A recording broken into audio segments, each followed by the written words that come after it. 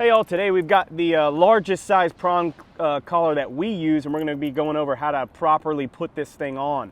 All right, so a lot of times what we see is people will buy it, you'll get it just like this with all of the prongs that it comes with, and they'll just put it on their dog just like this, and then they'll just start using it. All right, and so we can see how much slack is in this thing. We don't want that much slack. That's going to kind of defeat the purpose of the prong collar in getting an effective correction once you get to that once you get to that phase of training.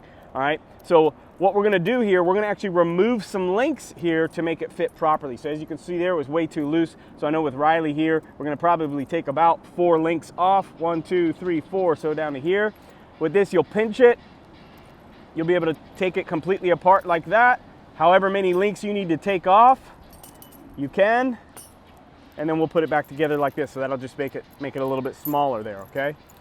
So now with this one, we're not going to really be able to slip it over his head by doing it this way. So we're going to attach it like so.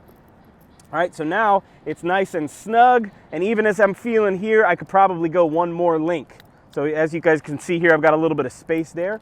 So we could probably take one more link off.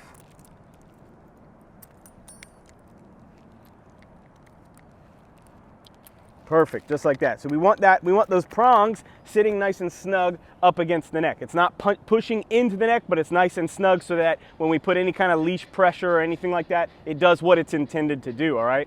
There's different sizes to these things. Check out our more in-depth video on what size is gonna be, effective for whatever you're using. Other thing to note, when this is on, you've got 2 rings here. The one on the outside is called the live ring. This is what's gonna give you the most effective correction. You've got the dead ring here on the inside. You can do either or, right, to minimize your correction, right? And again, check out our in-depth video where we go into detail as far as what you might want to do there, but just keep that in mind.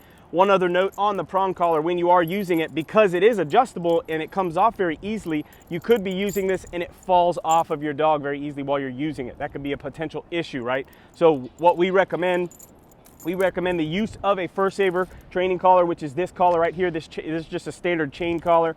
All right. So when you are using the prong collar, we would connect the leash to the prong as well as to the Fur Saver. So now if the prong pops off, your leash will still be attached to that Fur Saver training collar. No issues. All right.